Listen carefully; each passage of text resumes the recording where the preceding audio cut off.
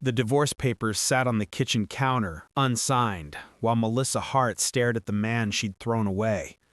3 years ago, she'd left David for a charming real estate mogul who promised her the world. Now that world had crumbled, and the quiet programmer she'd once dismissed as ordinary stood before her in a tailored suit that cost more than her car. How had she missed the truth hiding in plain sight? And would he ever forgive the woman who shattered his heart? The November rain turned the Seattle streets into mirrors, reflecting brake lights and neon signs in streaks of red and blue. Melissa pulled her coat tighter as she climbed the steps to the townhouse she'd once called home. Her hand trembled when she knocked. She hadn't been here in 3 years, not since the day she'd packed her designer luggage and walked out on David Chen without looking back. The door opened. David stood in the doorway wearing a casual sweater and jeans, his black-framed glasses catching the porch light. He looked exactly as she remembered, except for something in his eyes, a steadiness, a quiet confidence that hadn't been there before. Melissa.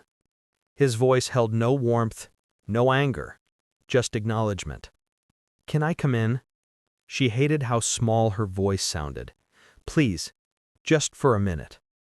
He stepped aside without a word. The interior had changed. Gone were the thrift store furniture and mismatched dishes.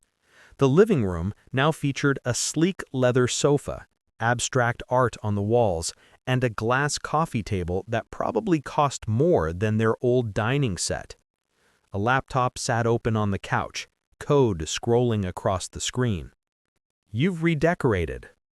Melissa wrapped her arms around herself, suddenly aware of how out of place she looked. Her coat was 3 seasons old, the hem fraying. Her shoes had a scuff she'd tried to cover with marker. "Things change." David closed the door, but didn't invite her to sit. "What do you want?" The bluntness stung. She deserved it. She'd left him a note on the refrigerator. A note. After 6 years of marriage. She'd told him she couldn't live a small life anymore, that Richard Holloway had shown her what real success looked like. Richard, with his penthouse and his sports cars and his promises of European vacations. "I made a mistake." The words tumbled out before she could stop them. "Richard, he wasn't who I thought he was. The business deals were fake. The money was borrowed. He was a con artist, David. I lost everything." David's expression didn't change. He walked to the kitchen and poured himself a glass of water, taking his time. When he finally spoke, his voice was measured. "I'm sorry you went through that, but I don't understand why you're telling me." "Because you were real." Melissa followed him, stopping at the kitchen threshold. The granite countertops were new. So was the espresso machine that looked like it belonged in a cafe. "I was wrong." Melissa's throat tightened. "I didn't see what mattered. You were kind. You remembered my favorite tea. You built me that bookshelf with your own hands."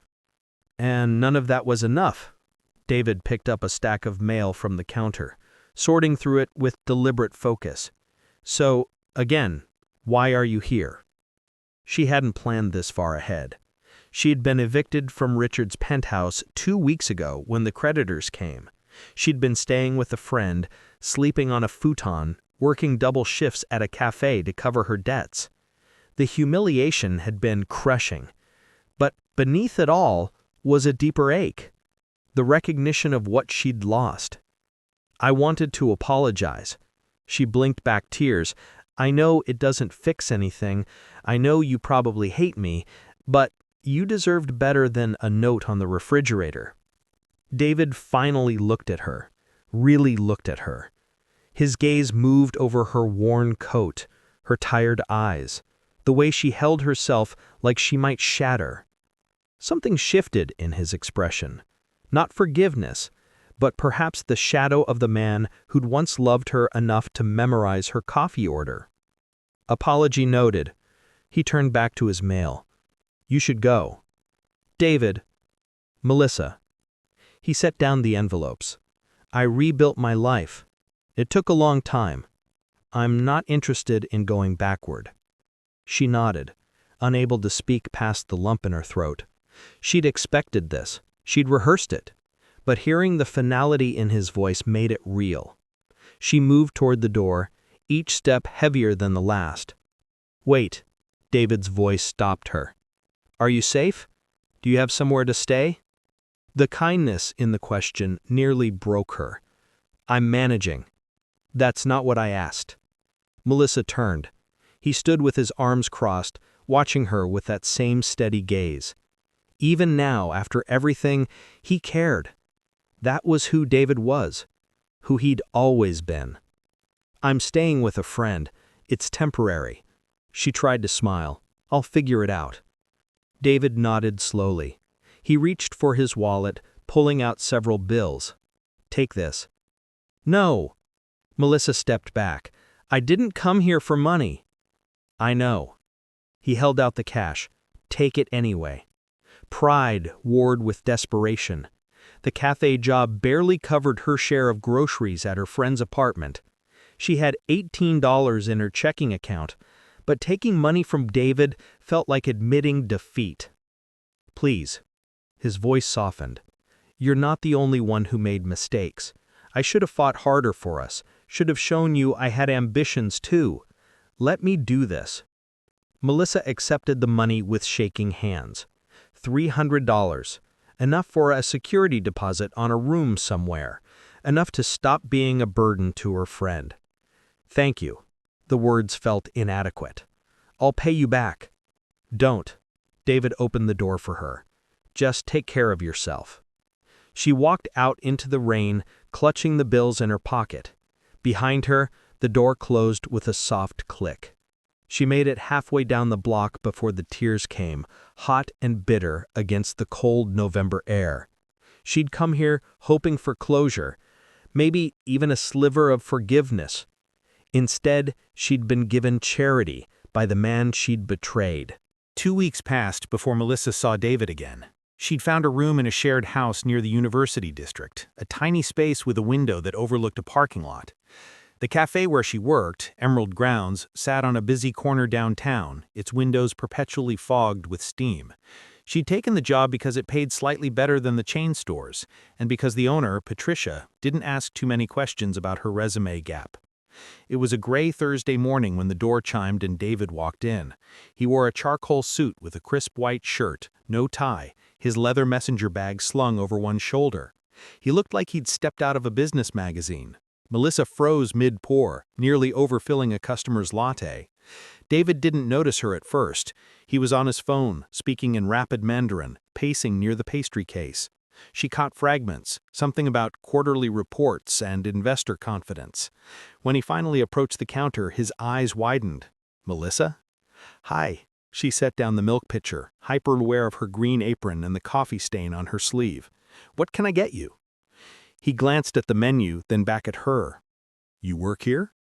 "As of 3 weeks ago. Turns out my liberal arts degree is great for making cappuccinos." David's expression was unreadable. "Americano, double shot, room for cream." She rang it up, her fingers clumsy on the register keys. He paid with a black credit card she didn't recognize, something with metal edges that caught the light. She made his drink in silence, aware of his presence like a magnetic field. "Here." She slid the cup across the counter. "Careful, it's hot." "Thanks." He didn't move. "How's the new place?" "Small, but it's mine. The money you gave me helped with the deposit." "Good." He took a sip, then nodded. "You always made better coffee than me." The compliment surprised her. "You remember that?" "I remember a lot of things." His phone buzzed. He glanced at it, frowning. "I have to go. Meeting in 20 minutes." "Important?" The question slipped out before she could stop it. David's lips quirked, almost a smile. "Something like that." He left without another word. Melissa watched through the window as a black car pulled up, a driver stepping out to open the back door. David slid in, already back on his phone. The car merged into traffic and disappeared. "Friend of yours?" Patricia appeared beside her, wiping flour from her hands. She was a woman in her 60s with steel gray hair and sharp eyes that missed nothing. "Ex-husband." Melissa turned back to the espresso machine. "It's complicated." Patricia loaded croissants into the display case. He dresses well for a programmer. He does okay. Melissa didn't want to talk about it, didn't want to think about the suit that probably cost a month of her rent, or the car with the driver. David had always been good with computers, but this felt different. This felt like money, real money, the kind Richard had pretended to have. The morning rush kept her busy. By noon, she'd pulled 50 shots of espresso and steamed enough milk to fill a bathtub. Her feet ached, her lower back throbbed from standing, but the work was honest, and honest felt good after years of living in Richard's borrowed luxury. David came back the next day, and the day after that, always in a suit, always with his phone, always ordering the same Americano. By Friday, Melissa had his drink ready before he reached the counter. "You're predictable," she slid the cup toward him. "Efficient," she paid, then hesitated. "How's the commute? The university district to downtown is rough in the mornings." "Bus and light rail, about 45 minutes. Could be worse." "That's 2 hours a day." "It's fine." She didn't need his pity. People commute. He opened his mouth like he wanted to say something, then changed his mind. "Have a good weekend, Melissa." She watched him leave, feeling the familiar ache of lost possibilities. This was her life now. Early mornings, sore feet, customers who didn't see her as a person, but as a coffee dispensing machine. It was a far cry from the life she had imagined with Richard, but it was honest. It was hers. Saturday brought rain again, the kind that soaked through jackets and turned sidewalks into obstacle courses. Melissa arrived at Emerald Grounds to find Patricia struggling with boxes in the back room. "Delivery came early," Patricia grunted, shoving a carton of paper cups across the floor. "Help me stack these?" They worked in companionable silence, organizing supplies. Patricia had owned the cafe for 30 years, had weathered recessions and gentrification and the endless churn of Seattle's coffee scene. She treated Melissa with a gruff kindness that reminded her of her grandmother. "Your ex came by yesterday after you left," Patricia said, cutting open a box of napkins. "Asked what time you usually worked." Melissa's hands stilled. "You what?" "He said he wanted to make sure he came during your shift." Patricia gave her a meaningful look. "That man's carrying a torch, honey." "No," Melissa shook her head. "He's just being polite. We had history, that's all." "Mm-hmm." Patricia didn't sound convinced. "Rich man stops by every day, always tips $20 on a $4 coffee, makes small talk with his ex-wife who broke his heart. That's not polite, that's interested." Melissa's chest tightened. "He can't be. I destroyed us. I left him for someone else." "People are complicated." Patricia hefted a box onto a shelf. "Maybe he's forgiven you, maybe he hasn't, but he keeps showing up." The words stayed with Melissa through her shift, through the afternoon lull, through the evening rush when the after-work crowd descended. She kept glancing at the door, half expecting David to walk in despite it being his day off. He didn't. But Monday morning he was back. This time he wore jeans and a navy sweater, his glasses slightly fogged from the cold. He looked younger like this, like the man she had married. "No suit today?" Melissa started his Americano before he asked. "Day off." He leaned against the counter. "Thought I'd work from home." "Must be nice." She added an extra shot without thinking, the way he used to like it on late nights when he was debugging code. David accepted the cup, noticed the extra shot, and smiled. "You remembered that."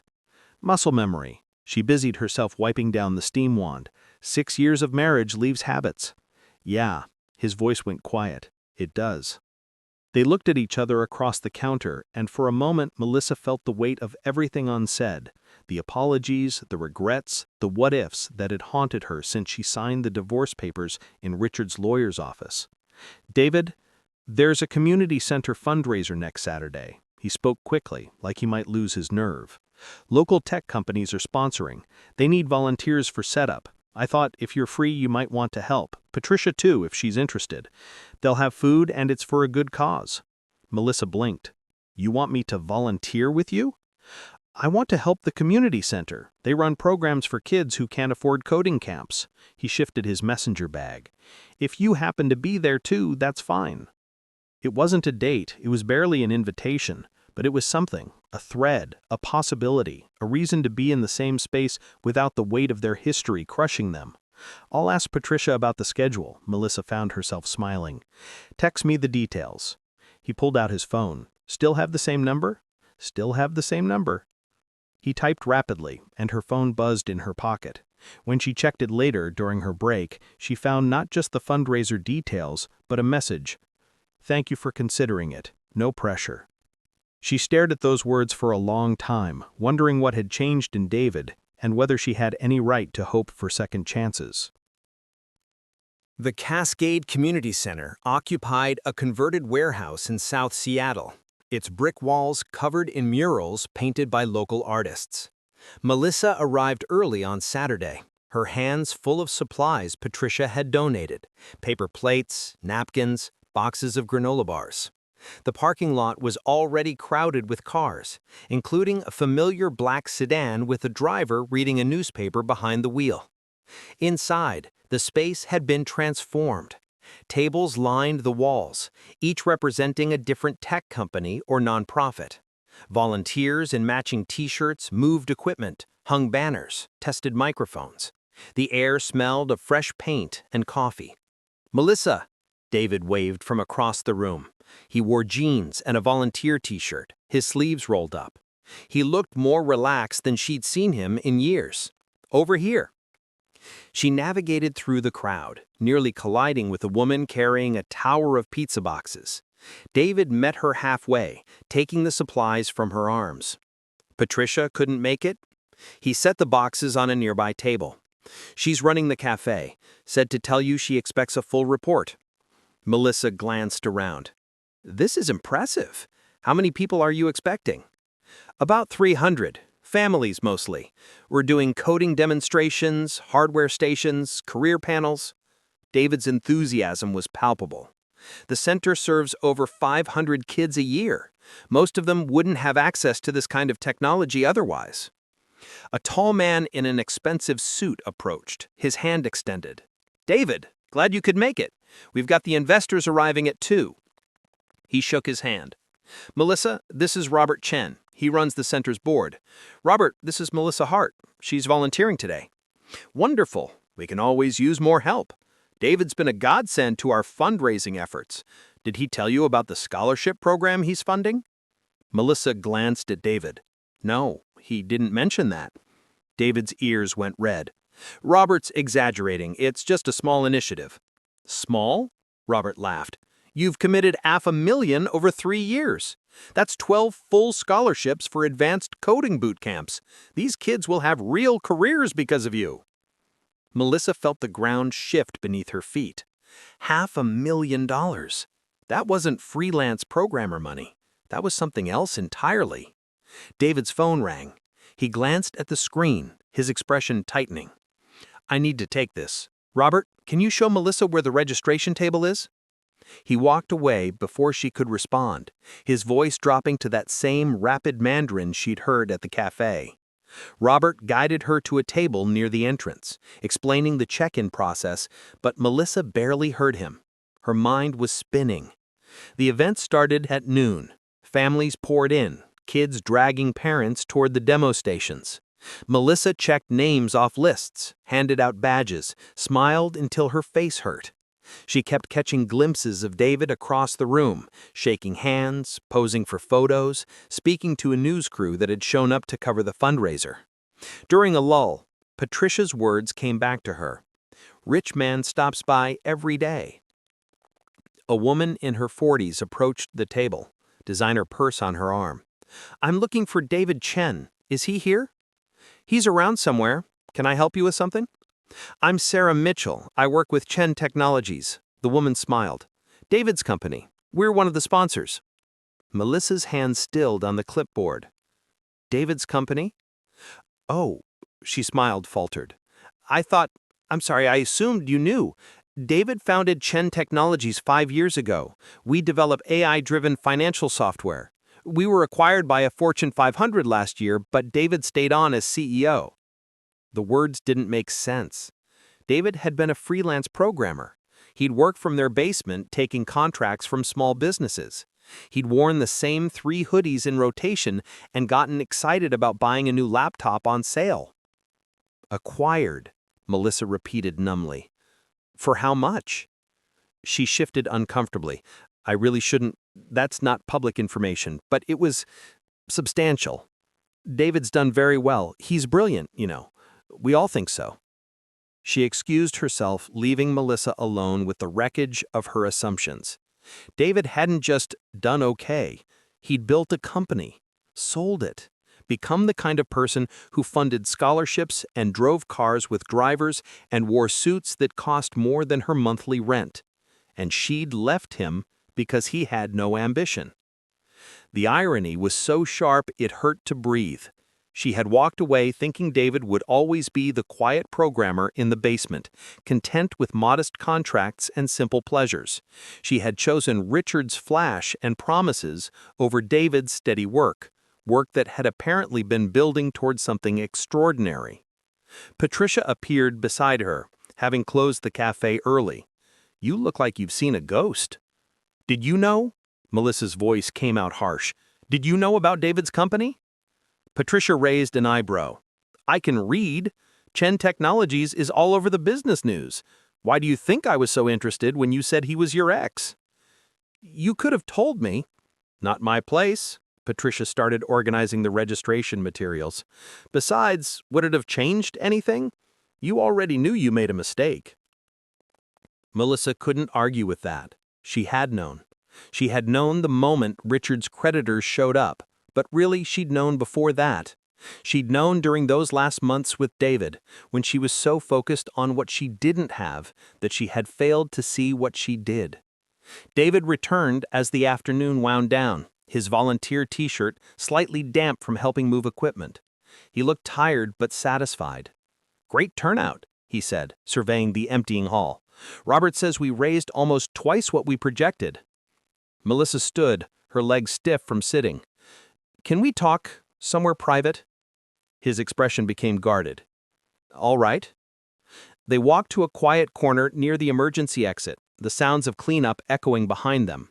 Melissa crossed her arms, then uncrossed them, unsure how to begin. "I met Sarah Mitchell today." She watched his face. "She told me about Chen Technologies." David sighed. "I figured that might come up." "You sold your company?" It wasn't a question. "For millions, probably. And you let me believe you were still freelancing?" "I never lied." His voice was calm. "You never asked what I was doing. The company started 6 months after you left. I poured everything into it, all my grief, all my anger. Turned out that was a pretty good motivator."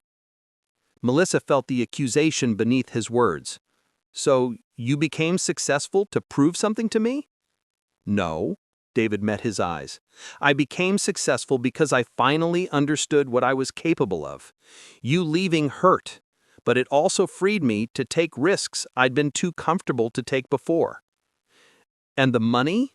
The car? The remodeled house? Were you planning to tell me any of this?" "Why would I?" David's composure cracked slightly. "We're divorced, Melissa. What I do with my life isn't your business anymore." The truth of that hit like cold water. He was right. He'd given up any claim to his life when she walked out. The fact that he'd become wealthy, successful, admired, none of that had anything to do with her. "I'm sorry." I forced the words out. "I'm not angry, I'm just trying to understand."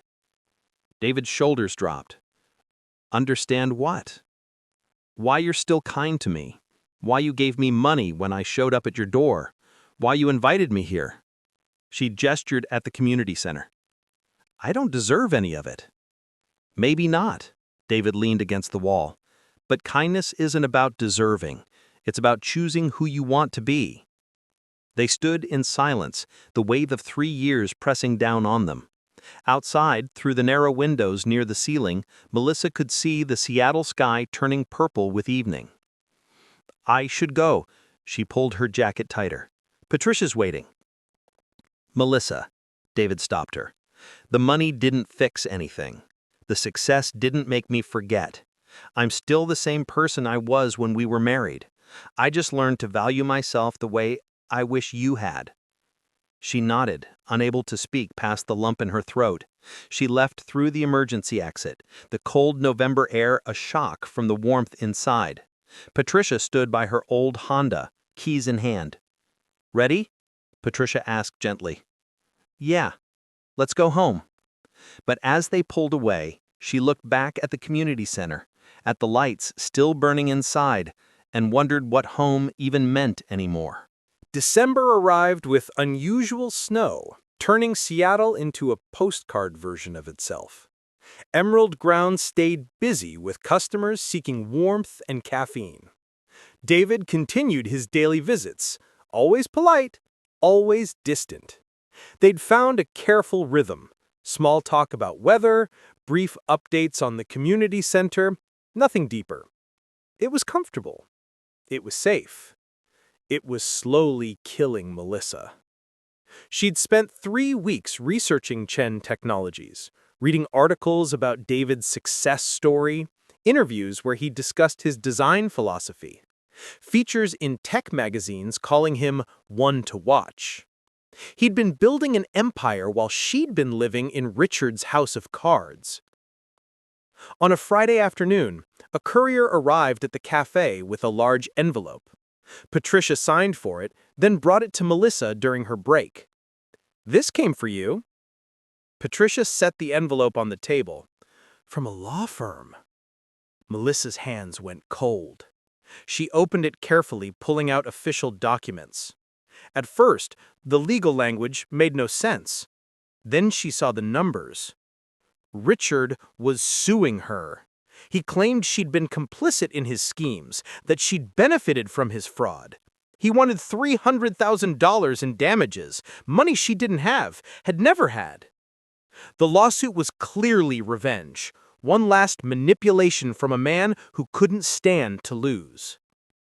"Oh, honey," Patricia read over her shoulder, "this is serious." "I didn't do anything," Melissa's voice shook. "I didn't know about the fraud. I was as much a victim as anyone." "You need a lawyer," Patricia squeezed her shoulder. "A good one." But lawyers cost money. Melissa had $900 in savings. She was still paying off credit cards from her time with Richard. A legal fight would bankrupt her. That night, she lay in her narrow room staring at the ceiling. The other people in the house were watching TV downstairs, their laughter filtering through the floorboards. She felt completely alone. She couldn't ask her family. They'd warned her about Richard from the start. She couldn't ask her friends. She'd burned those bridges when she'd chosen Richard over their concerns. Monday morning, she showed up at Emerald Grounds with dark circles under her eyes. David arrived at his usual time, pausing when he saw her face. "What happened?" He moved to the side counter, away from other customers. "Melissa, what?" "Nothing." She started his drink, her movements mechanical. "Just tired." "You're a terrible liar." He waited until she slid his Americano across the counter. "Talk to me." The kindness in his voice broke something in her. "Richard's suing me. He claims I helped him defraud his investors. It's not true, but he has lawyers and I have nothing." David's expression went hard. "Do you have the paperwork?" She'd brought the envelope to work, unsure why. She pulled it from her bag under the counter and handed it to him. He read quickly, his jaw tightening with each page. "This is garbage." He folded the documents. "Intimidation tactics. He's hoping you won't fight back." "I can't afford to fight back." Melissa wrapped her arms around herself. "Even if I win, the legal fees will destroy me." "Let me help." "No!" The word came out sharper than she intended. "I can't take your money again, David. I already—" "This isn't charity." He set the envelope on the counter. "Richard hurt you. He's still hurting you. Let me do something about it." Melissa shook her head. "Why? Why would you help me after everything?" David was quiet for a long moment. The cafe buzzed around them, the hiss of the espresso machine, the chatter of the morning crowd, the rain drumming on the windows. When he finally spoke, his voice was low. "Because I loved you once. And maybe part of me still does, even when I wish it didn't." He picked up his coffee. He left before she could argue. Melissa stood frozen, his words echoing in her head. "Maybe part of me still does." Patricia appeared at her elbow. "That man's still carrying that torch, honey." "He shouldn't be." Melissa's eyes stung. "I don't deserve it." Probably not, but love isn't about deserving either. David's lawyer called that afternoon. Her name was Jennifer Park, and she had a voice like steel wrapped in silk. She asked precise questions about Melissa's relationship with Richard, about her knowledge of his business, about the timeline of events. She didn't judge, she took notes. "This lawsuit won't go anywhere," Jennifer said at the end of the call, "but we'll file a response and make it clear you're prepared to defend yourself. That usually scares off these types." "How much will this cost?" Melissa forced herself to ask. "My retainer's been paid. David's covering it." Before Melissa could protest, Jennifer continued. "He was very clear that this is a gift, not a loan. You're not expected to pay him back." Melissa couldn't speak. She ended the call and sat in the cafe's back room, surrounded by boxes of coffee beans and stacks of paper cups, crying silently into her hands. David had every reason to let her face this alone. She'd left him. She'd chosen someone else. She'd broken his heart and walked away without looking back. But he was still choosing kindness. The snow continued through the week. David came by every day, but he didn't mention the lawsuit or the lawyer. Instead, he brought her a scarf when he noticed she didn't have one. He recommended a doctor when she mentioned a persistent cough. He left books on the counter, mysteries and thrillers, her favorites, with sticky notes marking passages he thought she'd like. It was like being courted by a ghost of her former life, except better, more thoughtful, more aware. On Saturday, Jennifer called with news. "Richard's withdrawn the lawsuit. I think our response letter made it clear he had no case. You're in the clear." "Just like that?" "Just like that," Jennifer sounded satisfied. "Bullies back down when you stand up to them, and having David Chen's lawyer probably didn't hurt." That evening, Melissa closed the cafe with Patricia. They worked in comfortable silence, wiping down tables and restocking supplies. The snow had stopped, leaving the city muffled and clean. "You going to thank him?" Patricia asked, locking the front door. "I don't know how. How do you thank someone for saving you when you're the one who threw them away?" "Start with the truth." Patricia handed her a bag of day-old pastries. "Tell him how you feel." Melissa took the bus to David's neighborhood, her heart pounding. She hadn't been back since that first night when she'd asked for forgiveness. The townhouse looked warm in the snowy dark, lights glowing in the windows. She climbed the steps and knocked before she could lose her nerve. David answered in sweatpants and a t-shirt, his glasses slightly crooked. "Melissa, is everything okay?" "The lawsuit's gone." She clutched the bag of pastries. "Jennifer called today. Richard withdrew it." "Good. I'm glad." "Why did you do it?" The question burst out. "Why help me? Why be kind to me?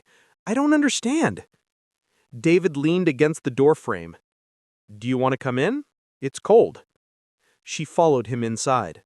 The house smelled like cooking, something with garlic and ginger.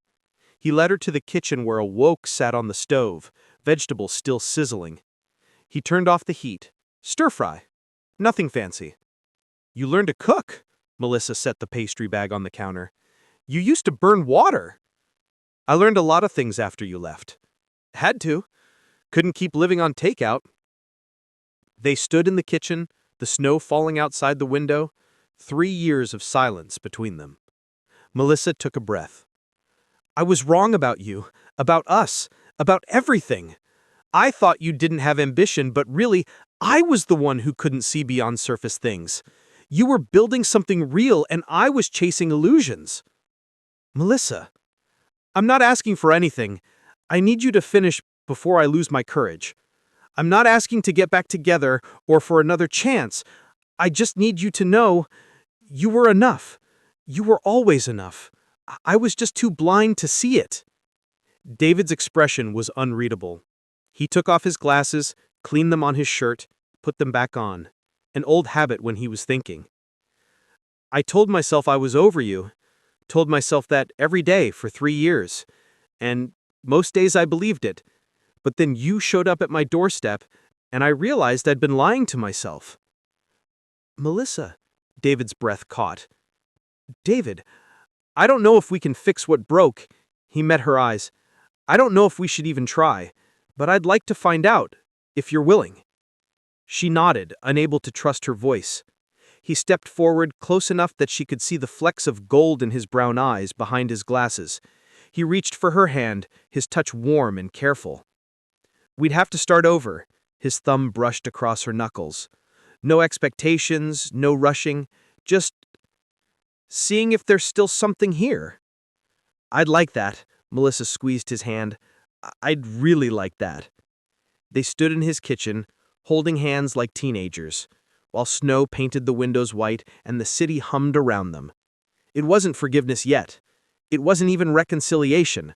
But it was a beginning. And maybe that was enough. January brought thaw and rain, washing away the snow and leaving Seattle gray and glistening. Melissa moved through her shifts at Emerald Grounds with a lightness she hadn't felt in years. David came by every morning, but now they talked, really talked, about books and movies and the small absurdities of daily life. He told her about his company, about the pressure of being CEO, about missing the days when he could lose himself in code for hours. She told him about her regulars at the cafe, about the essays she'd started writing in her spare time, about rediscovering parts of herself she'd buried during her years with Richard. They went on their first official date on a rainy Tuesday. Nothing fancy, just dinner at a Thai restaurant they used to love, sitting at a corner table while rain streaked the windows. David told her about the 6 months after she'd left, how he'd moved through his days on autopilot, coding until dawn, sleeping through afternoons. How he'd finally realized he had a choice: let the pain define him or use it as fuel. "I chose fuel," he said, pushing pad thai around his plate. "Started Chen Technologies with everything I had. Worked 18-hour days. My therapist says I was avoiding dealing with the grief." "You went to therapy?" Melissa set down her fork. "You always said therapy was just talking." "Turns out talking helps," he smiled slightly. "Who knew?" She told him about her final months with Richard, about the slow realization that the life she'd thought she wanted was hollow, about coming home to find strange men carrying out furniture, Richard shouting into his phone, the penthouse suddenly empty except for unpaid bills and broken promises. "I was so stupid. I believed everything he said." "You weren't stupid. You were human." David reached across the table, his hand covering hers. "We all want to believe in something bigger than ourselves." They split the check, arguing good-naturedly about it until David won by pointing out he'd already taken his wallet out. On the walk back to her bus stop, he slipped his hand into hers, and it felt like the most natural thing in the world. February arrived with unexpected sunshine. David invited her to another community center event, not a fundraiser this time, but a weekend coding workshop for teenagers. Melissa helped hand out snacks and reset computers, watching David work with a shy 14-year-old girl who kept saying she wasn't smart enough for programming. "You wrote this?" David studied her screen, his tone respectful. "This loop is really elegant. Most people struggle with this concept." The girl's face lit up. "Really? Really?" He pulled up a chair beside her. "Let me show you one more trick that'll make this even better." Melissa watched from across the room, seeing David the way the students saw him: patient, encouraging, brilliant without being intimidating. This was what ambition looked like, she realized. Not flash or money or status, but the quiet determination to lift others up. Patricia cornered her during the lunch break, pressing a sandwich into her hands. "You've got that look again." "What look?" "The one that says you're falling. It's okay, to love him again or still, whatever this is." "It's terrifying," Melissa admitted. "What if I mess it up again?" "Then you mess it up," Patricia shrugged. "But at least you're trying. That's more than most people do." March brought Melissa a promotion at the cafe, shift supervisor, with a small raise and actual health insurance. She celebrated with David over coffee, showing him the letter from Patricia. "I'm proud of you," he said, and meant it. "You've worked really hard." "It's not running a tech company," she folded the letter carefully, "but it's mine." "That matters." He leaned back in his chair. "I've been thinking about something. Come with me this weekend. There's a place I want to show you." Saturday morning, he picked her up in a different car, not the black sedan with the driver, but a modest hybrid he said he kept for personal use. They drove north, through suburbs, and into foothills until the city disappeared behind them. The destination was a small house on 2 acres, surrounded by fir trees and quiet. He parked in the gravel driveway, I bought this last year. It's a work in progress. The house was charming, a 1970s A-frame with huge windows and a stone fireplace.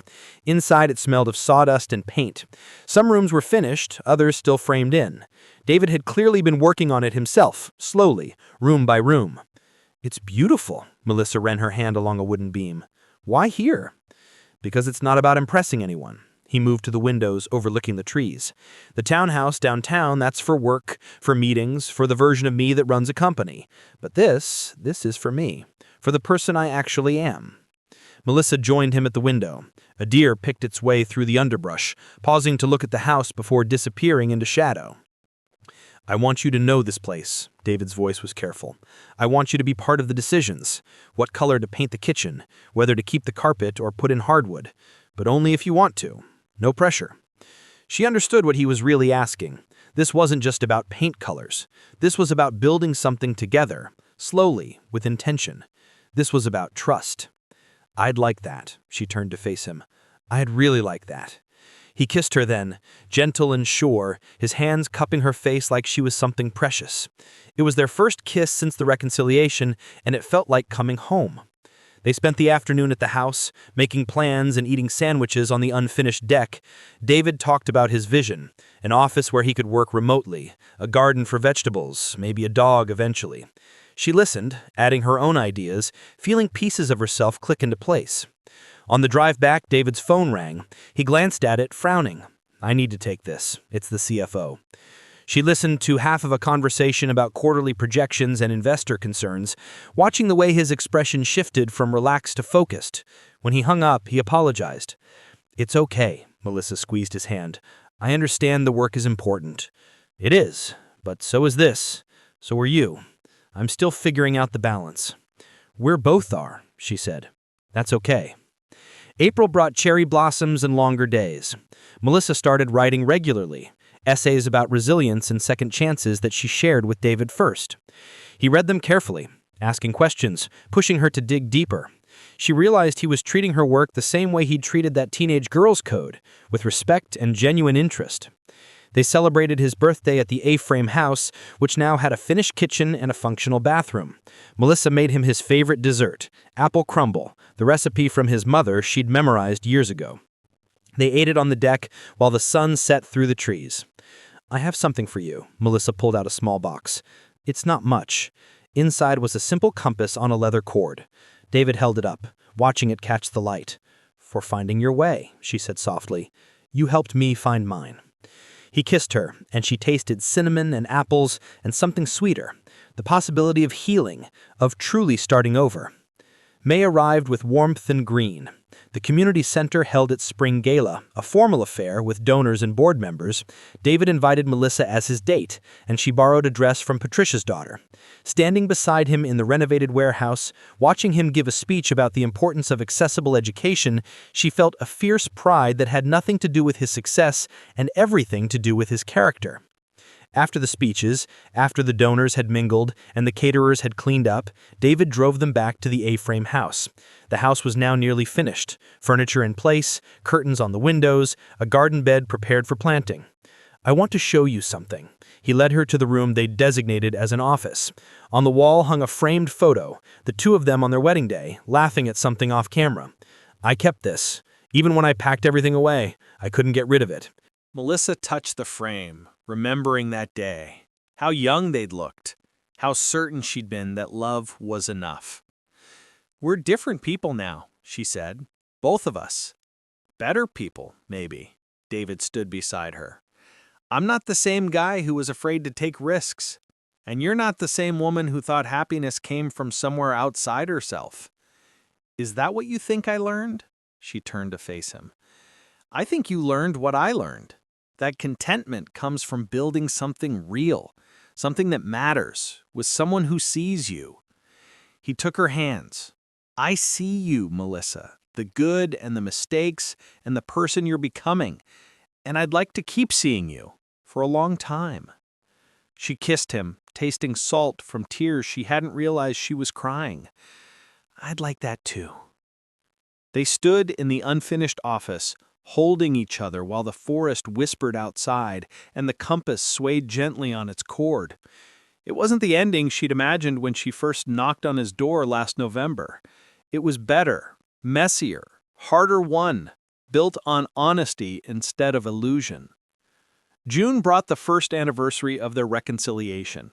They marked it by planting a cherry tree in the front yard of the A-frame, its roots wrapped in burlap, its branches still small but reaching.